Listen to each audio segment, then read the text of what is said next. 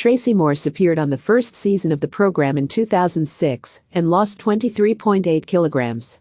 She was one of a handful of former reality contestants who spoke to SBS Viceland's The Feed last night for their investigation into the reality of reality TV. It's Big Brother and Survivor for fat people. Morse said about The Biggest Loser. Going into detail about one of the most jarring moments she experienced on the show, Morse said.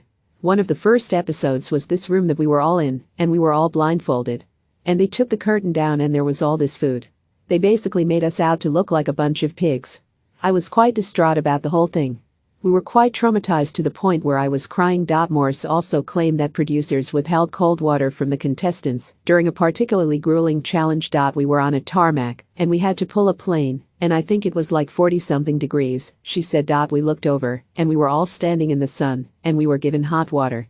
The crew were under umbrellas with bottles of water with ice. I actually went over and said, "Can we get some cold water?" And they said, "No, your water's over there." The amount of weight lost by contestants in the first season of The Biggest Loser was staggering. Harry, who finished second, lost 66.2 kilograms.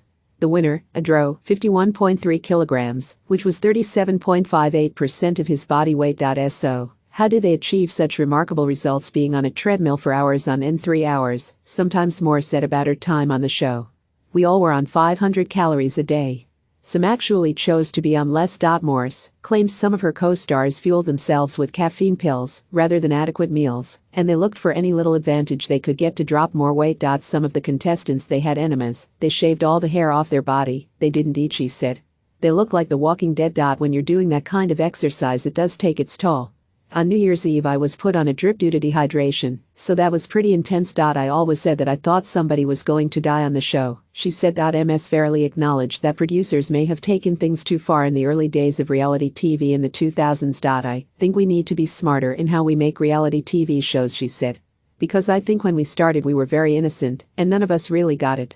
I think the more we make, the more we realize, actually, it is life-changing.